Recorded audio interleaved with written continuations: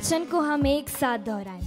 मैं मसीह के कारण मैं मसीह के कारण अपनी दुर्बलताओं पर अपमानों और कष्टों पर अत्याचारों और संकटों पर गर्व करता हूँ क्योंकि मैं जब दुर्बल हूँ तभी बलवान हूँ। Hallelujah hallelujah. यीशु की स्तुति हो, यीशु को धन्यवाद। प्यारे विश्वासियों, प्रभु का आत्मा हमें सामर्थ्य प्रदान करता है। हम प्रभु से कहते हैं, प्रभु मेरी आत्मा तो तत्पर है लेकिन शरीर दुर्बल है। भक्तों, शरीर की दुर्बलता को दूर करने के लिए पवित्र आत्मा का अभिषेक हम मांगे। प्रभु ने जितनों को भी पाप से मुक्त किया उनसे कहा, जाओ फिर कभी पाप नहीं करना।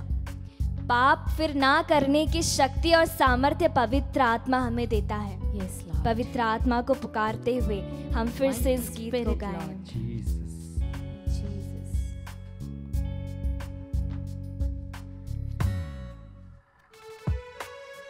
जोर तेरा कम जोर पे आए, जोर तेरा कम जोर पे आए, कम जोरियों पे फतह, कम जोरियों पे फतह। पूरे दिल से हम गाते हैं, रूह से गाए, दिल से गाए, यीशु नाम और फतह के नारे लगाए, नारे लगाए। एक साथ ऐ यीशु नाज़री, मुस्कुराते हुए आज जुम्बश कर, ऐ यीशु नाज़री। परम प्रसाद में उपस्थित प्रभु यीशु की ओर देखते हुए हम स्तुति करें। Hallelujah hallelujah hallelujah hallelujah. ऐ यीशु नाज़री, तेरी आशीषों को मांगते हैं, तेरी स्तुति आराधना करते हुए तेरी ओर हम निहारते हैं, क्योंकि केवल तू ही हमें सामर्थ्य और शक्ति प्रदान करता है। केवल तू ही हमें पवित्र आत्मा का अभिषेक देता है। तेरे भक्त देख प्रभु दीनहीन बनकर तेरे सामने आए हैं। हमारा उद्धार कर, हमारी स्तुतियों को ग्रहण कर। Hallelujah hallelujah. यीशु यीशु की महिमा। Praise you Jesus, thank you Jesus. Hallelujah hallelujah hallelujah hallelujah hallelujah hallelujah hallelujah hallelujah. Yeshu की स्तुति, यीशु की महिमा। Praise you Jesus, Jesus Jesus. Hallelujah hallelujah hallelujah hallelujah hallelujah hallelujah hallelujah hallelujah hallelujah प्रभु पर भरोसा रखने वाले को नई स्फूर्ति प्रदान होती है। वह नई स्फूर्ति के साथ अपना जीवन, अपना दिन व्यतीत करता है। प्यारे भक्तों, मांगने का समय है, स्तुति करने का समय है। दिल खोल कर उसके सामने अपने आप को प्रकट करें। फिर से इस गीत को हम गाएं। आज़ाद तेरा रूह मुझको करे, यस लॉर्ड जीसस। आज़ाद तेरा रूह मुझको करे, पाप हमारे दूर करे, पाप हमारे दूर करे। आगे होकर खुद यस लॉर्ड जीसस। तकलीफें सब दूर करे, समर्पित यीशु, दूर मेरी करे। सारी तकलीफें, सारी परेशानियां समर्पित यीशु, क्योंकि मैं नहीं, मेरी ओर से तू युद्ध करता है प्रभु। मुझे अपने सामर्थ्य से तू भर दे आज प्रभु। ये सामर्थ्यवान ईश्वर, तेरी स्तुति हो, तेरी महिमा हो, तेरी प्रशंसा हो। सच्चा आराधक बन तेरे पास आए हैं प्रभु। फिर से तू नया अभिषेक प्रदान कर और अभिषेक अपने हाथों को फैलाते हुए हम गाएं। ऐ यीशु नाज़री, आज जुम्बश कर, ऐ यीशु नाज़री, आज जुम्बश कर। सच्चे आराधक बन हम इस वक्त इसकी स्तुति आराधना करें। दिल खोल कर ऊंची आवाज में संपूर्ण हृदय से अपना सब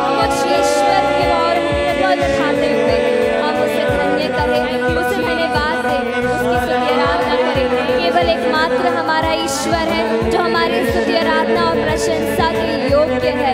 सारी महिमा, सारा आदर, सारी प्रशंसा तेरी है प्रभु।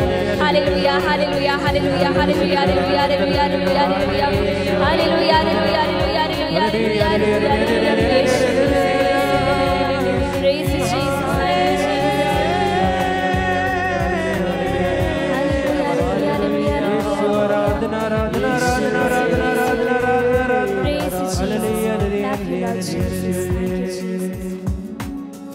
बड़े सामर्थ्य से, Yes, Lord. बड़े सामर्थ्य से Jesus. और अभिषेक कर। हाँ मेरे खुदावन यीशु, ऐ यीशु पूरे दिल से नाज़री, तुझे पुकारते हैं प्रभु। आज तुम बसु अपने सामर्थ्य से भर दे प्रभु। ऐ यीशु नाज़री, Yes, Lord Jesus. आज तुम बसु कर।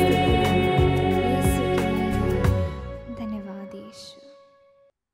Praise the Lord. आज हमारे लिए मनन का विषय सन्मति के सुसमाचार से है, अध्याय 13 पद संज्ञाएं 47 से लेकर।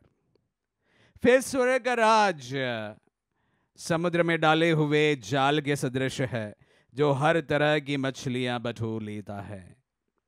जाल के भर जाने के बाद मछुए उसे किनारे खींच लेते हैं। तब वे बैठकर अच्छी मछलियां चुन चुन कर बर्तनों में जमा करते हैं और रद्दी मछलियां फेंक देते हैं। संसार के अंत में ऐसा ही होगा। स्वर्गदूत जाकर धर्मियों से दुष्टों को अलग करेंगे और उन्हें आग के कुंड में झोंक देंगे। वहां वे लोग रोएंगे और दांत पीसते रहेंगे। क्या तुम लोग ये सब बातें समझ गए? शिष्यों ने उत्तर दिया, जी हाँ। ईसा ने उनसे कहा, प्रत्येक शास्त्री जो स्वर्ग के राज्य के विषय में शिक्षा पा चुका है उस गृहस्थ के सदृश है जो अपने खजाने में नई और पुरानी चीजें निकालता है। उन दृष्टांतों के समाप्त होने पर ईसा वहां से चले गए। क्रिस्त में प्यारे भाई और बहनों,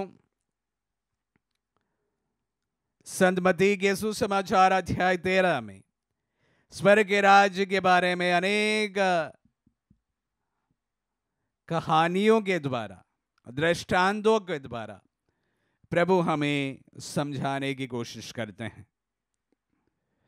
आज के सुसमाचार के पहले पाठ में, पहले भाग में हमने सुना कि स्वर्ग का राज्य समुद्र में डाले हुए जाल के सदृश जो हर तरह की मछलियां बटोर लाता है। अगर हम लोगों ने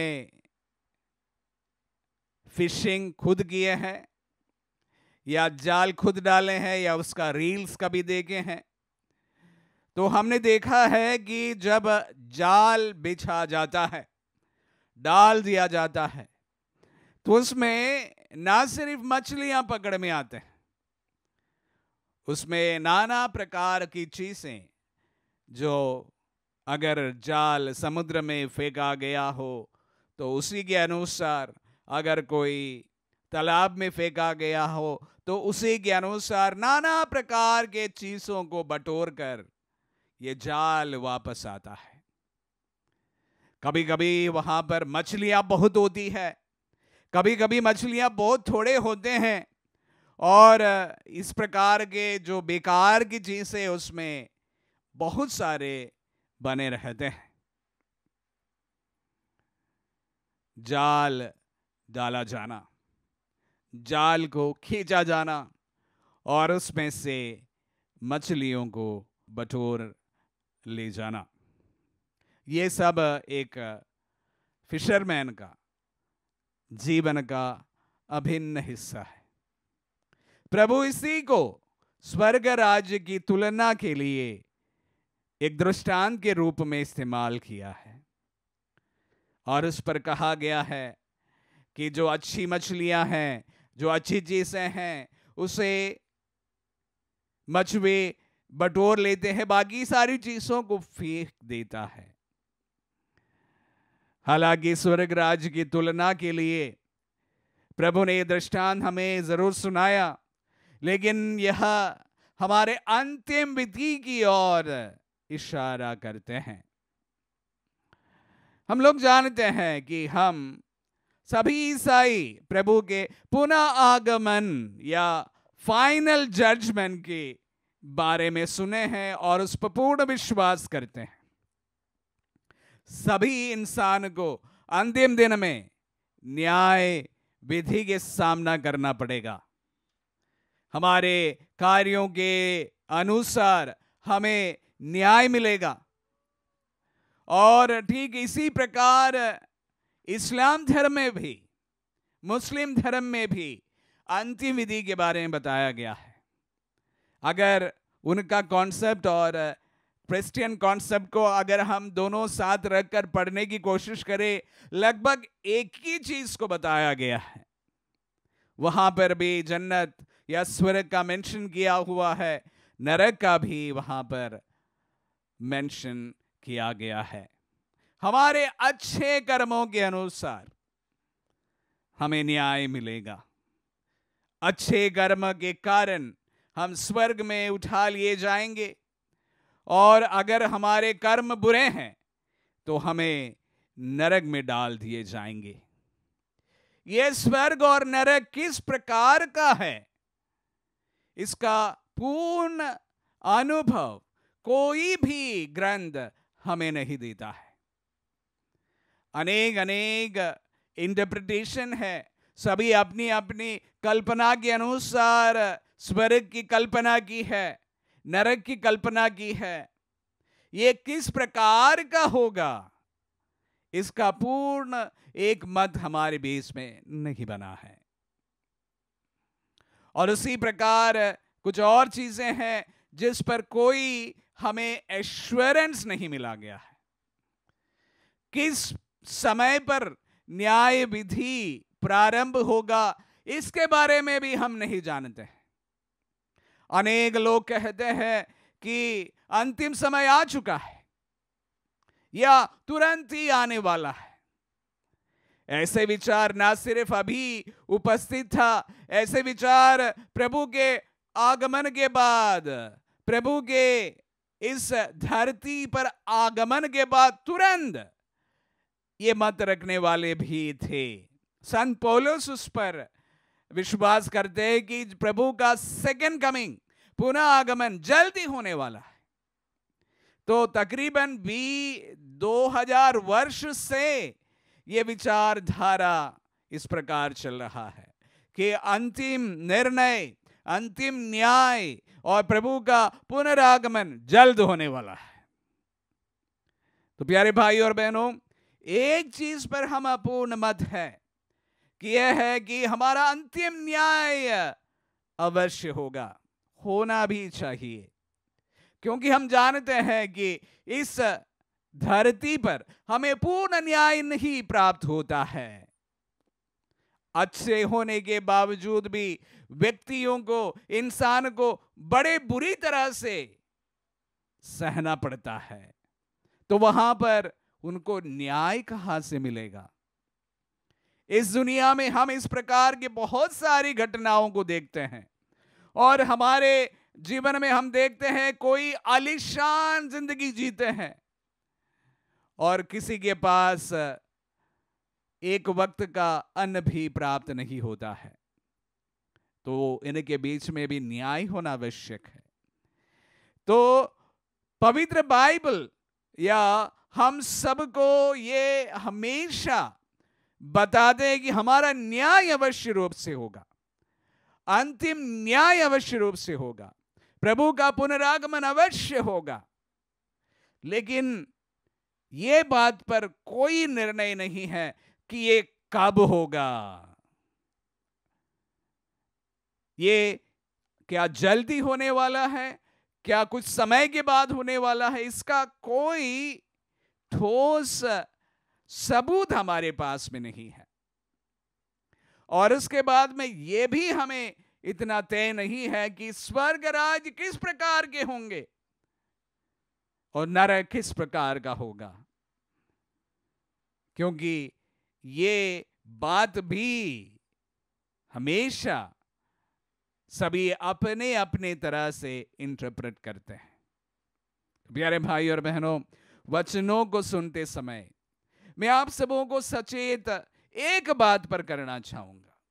भले प्रभु के सेकंड कमिंग हमारे जीवन में हम देख नहीं पाए, हमारा न्याय होते हम इस जीवन में हमें अनुभव ना हो पाए, एक चीज हमेशा एक प्रकार के होने वाला है, वो है हमारी मृत्यु। हमारे जीवन का अंत होगा और उस समय हमें प्रभु के सामने जाना होगा, ये हम सभी जानते हैं, इसमें कोई तर्क नहीं है। दुनिया में जो कोई अभी तक जिंदा हुए हैं उन तमाम लोगों की मृत्यु हुई है। वचन को बांटने वाला मेरी भी मृत्यु होगी, सुनने वाले आपके भी मृत्यु होंगे, इसमें कोई तर्क नहीं है।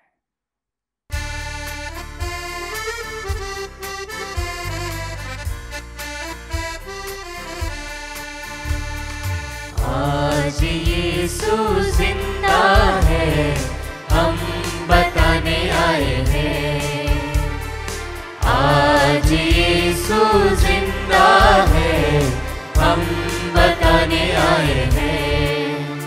आज हम बताने आए हैं, हाँ हम बताने आए हैं, हाँ हम बताने आए हैं, हाँ हम बताने आए हैं।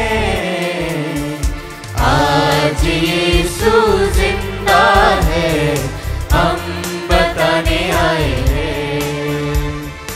आज यीशु जिंदा है, हम बताने आए हैं।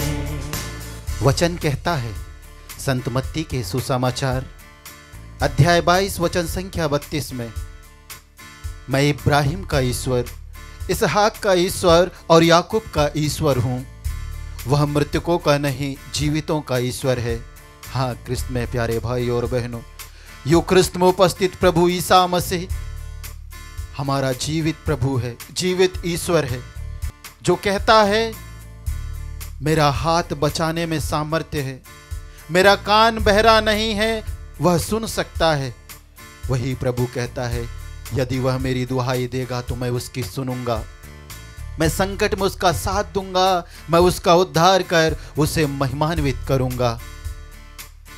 आइए हमारे दुख में, हमारे पीड़ा में, अत्याचार की घड़ी में, हमारे निराशा भरे जीवन में उस यूक्रिस्तिक प्रभु ईसा मसीह को बुलाएं, ताकि वह इस वेदी से उतर कर हमारे घर में, हमारे परिवार में, हमारे जीवन में प्रवेश करे, हमारे निराशा भरे जीवन में प्रवेश करे।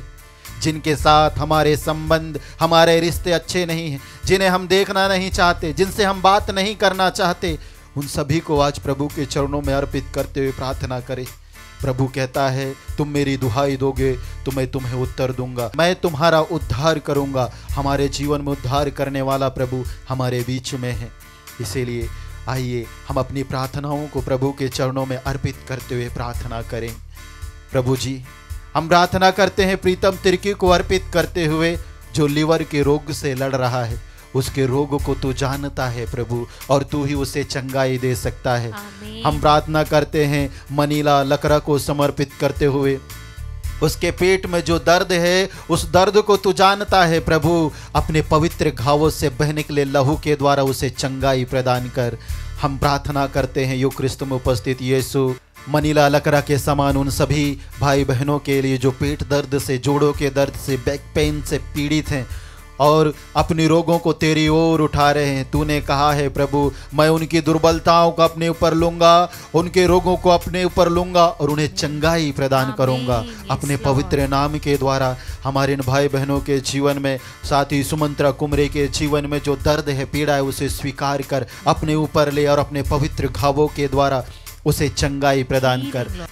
हम प्रार्थना करते हैं युग क्रिस्त में उपस्थित यीशु आशीष रंजन को समर्पित करते हुए।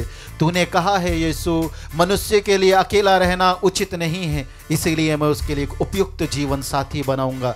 हे युग क्रिस्त में उपस्थित यीशु, तो आशीष रंजन को और उसके समान इस नित्य आराधना में बैठकर प्रार्थना करने वाले, भाग लेने वाले, उपयुक्त जीवन साथी के लिए प्रार्थना करने वाले हर एक भाई बहनों की प्रार्थनाओं को स्वीकार कर। तूने कहा है मैं बहरा नहीं हूं, मैं सुन सकता हूं। सुन प्रभु और उन्हें उपयुक्त जीवन साथी की आशीष प्रदान कर। साथ ही प्रभु आशीष रंजन को उसकी योग्यता के अनुसार नौकरी की आशीष दे। हम प्रार्थना करते हैं डनवर डिसूजा को समर्पित करते हुए। प्यारे प्रभु ईसा मसीह नाजरी, तूने कहा है जब तुम मुझे पुकारोगे और मुझसे प्रार्थना करोगे तो मैं तुम्हें उत्तर दूंगा। प्रभु इस वचन की योग्यता से प्रार्थना करते हैं डनवर डिसूजा को समर्पित करते हुए उसे नौकरी की आशीष दे और यू क्रिस्त में उपस्थित ईसा मसीह नाजरी उन सभी भाई बहनों के जीवन में आशीष दे जिस समय नौकरी की आशीष के लिए और इंटरव्यू में सफलता के लिए और प्यारे प्रभु ईसा मसीह नाजरी नौकरी में बरकत के लिए, आशीष के लिए, नौकरी में जितने भी प्रकार की बाधाएं हैं, बंधनें, रुकावटें हैं, नौकरी वाले जगह में सहपाठियों के साथ अच्छे संबंध नहीं हो पा रहे हैं, प्यारे प्रभु अधिकारियों का दबाव है, इन सारे प्रेशरों को, चिंताओं को, दुखों को जिस समय तेरी ओर उठा रहे उनके जीवन में हाथ बढ़ाकर स्वस्थ लाभ, चिन्ह तथा चमत्कार प्रकट होने दे। इन सभी अर्जियों के लिए तुझे धन्यवाद देते हैं। हालेलुया, हालेलुया, हालेलुया,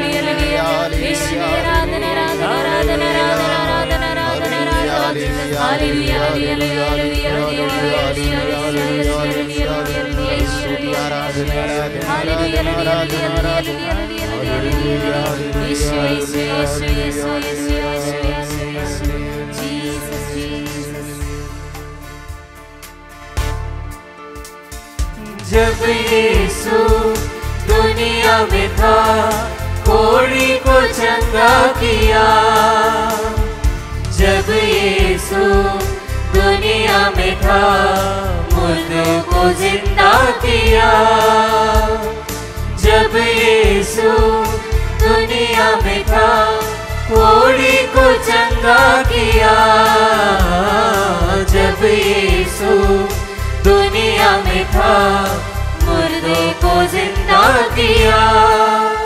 आज हम बताने आए हैं, आज हम बताने आए हैं, आज हम बताने आए हैं, आज हम बताने आए हैं। आज यीशु जिंदा है, हम बताने आए हैं। आज यीशु जिंदा है, हम बताने आए हैं। हे प्रभु ईसा, संत मत्ती के सुसमाचार अध्याय 8 में हम पढ़ते हैं, एक कोढ़ी तेरे पास आकर तुझे दंडवत करते हुए कहा, प्रभु आप चाहें तो मुझे शुद्ध कर सकते हैं। और यू क्रिस्त में उपस्थित ईसा नाजरी, जीवित प्रभु ईसा नाजरी, तूने उसका स्पर्श करते हुए कहा, मैं यही चाहता हूं, शुद्ध हो जाओ। और उसी क्षण वह कोढ़ी शुद्ध हो गया, चंगाई प्राप्त किया और तेरी स्तुति करने लगा। उसी प्रकार प्रभु हम तुझसे प्रार्थना करते हैं कि तू कृष्णा चौहान के जीवन में आज इस समय रोग सैया में है प्रभु, और उसका स्पर्श कर ताकि वह अच्छा आयु, ताकि वह चंगा हो जाए और तेरी स्तुति करते हुए तेरे पवित्र वेदी के सम्मुख उपस्थित होकर तेरी आराधना कर सके। प्रभु सूक्ति के ग्रंथ अध्याय 16 वचन संख्या 1 में हम पढ़ते हैं, तूने कहा है मनुष्य योजनाएं बनाता है, उनकी सफलताएं प्रभु पर निर्भर है। वचन संख्या 3 में कहता है, अपने सभी कार्य प्रभु को अर्पित करो और तुम्हारी योजनाएं सफल होंगे। इस समय हम प्रार्थना करते हैं साविया को अर्पित करते हुए, अनीता डुंगडुंग को समर्पित करते हुए, उन सभी भाई बहनों के को समर्पित करते हुए जिस समय प्रतियोगिता परीक्षा लिखने की तैयारियां कर रहे हैं। प्यारे यीशु, उनकी योजनाओं में या आज हम उन सभी भाई बहनों के लिए प्रार्थना करते हैं, उनकी योजनाओं को अर्पित करते हैं, ताकि उनकी योजनाओं में आकर तू उन्हें सहायता प्रदान कर। परीक्षा लिखते समय पवित्र आत्मा की कृपा दे, अनुग्रह दे, प्रज्ञा और ज्ञान दे प्रभु। हम प्रार्थना करते हैं प्रभु डायमंड चार्ल्स हिलबर्न को समर्पित करते हुए प्रभु जी, उसके परिवार में, उसकी नौकरी में, उसके बच्चों के जीवन में अपनी आशीषों अनुग्रहों से भर दे, अपनी बरकतों से उसके जीवन को भर दे और उसे कर्ज के बंधन से छुड़ा। इस समय जितने भी भाई बहन और उन परिवार जो कर्ज के बोझ के तले दबे हुए हैं, दुख से कराह रहे हैं, परेशानियों से, चिंताओं से घिरे हुए हैं कि कर्ज को कैसे पटाया जाए प्रभु, कैसे चुकाया जाए प्रभु, लेकिन तू उनके कर्ज को चुकाने के लिए उनकी सहायता प्रदान कर। इसके लिए हम प्रार्थना करते हैं स्टेफन को समर्पित करते हुए, जो कोर्ट केस में फंसा हुआ है प्यारे प्रभु ईसा मसीह नाजरी। उसके दुख को तू जानता है, उसके पीड़ा को तू जानता है प्रभु। ईसाया नबी के ग्रंथ अध्याय 33 वचन संख्या 22 के वचन की योग्यता से प्रार्थना करते हैं। ईसाया नबी कहते हैं, क्योंकि प्रभु हमारा न्यायाधीश है, वही हमारा विधि करता है, प्रभु हमारा राजा है, वही हमारा उद्धार करेगा। हाँ प्रभु, इस वचन की योग्यता से स्टेफनिक का और उन सभी भाई बहनों के लिए प्रार्थना करते हैं जो कोर्ट केस में फंसे हुए, उनका उद्धार कर, क्योंकि तू ही न्याय करता है, तू ही राजा है। हाँ प्यारे प्रभु, इन सभी अर्जियों के साथ इस समय जितने भी अविश्वासी विश्वासी भाई बहन इस नित्य आराधना में जुड़कर प्रार्थना कर रहे हैं, अपने दुखों को तेरी ओर उठाए रख रहे हैं प्यारे प्रभु ईसा मसीह नाजरी। अपने घावों को, अपने परिवार को, व्यवसाय को, नौकरी को, सब कुछ को उन पर तेरी ओर उठा रहे हैं प्रभु। उनके जीवन में, उनकी व्यवसाय में, नौकरी में बरकत होने दे। साथ ही प्रभु उन भाई बहनों के लिए प्रार्थना करते हैं जो आत्मदर्शन को, तेरे वचनों के प्रचार प्रसार के लिए आर्थिक रूप से, आत्मिक रूप से सहायता करते हैं। उनके जीवन में, उनके घर में, उनके परिवार में, नौकरी में, खेती बाड़ी में, मजदूरी में प्रभु 100 गुना बरकत दे। इन सभी अर्जियों को लिए तुझे धन्यवाद देते हुए इस समय हम प्रार्थना करते हैं। हालेलुया, हालेलुया,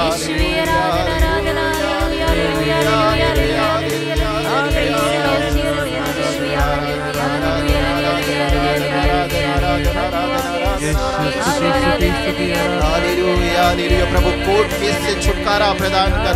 ईश्वर आराधना, आराधना प्रभु,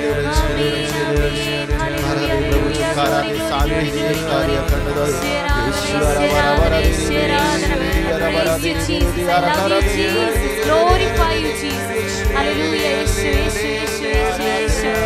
तेरी महिमा हो, यीशु तेरी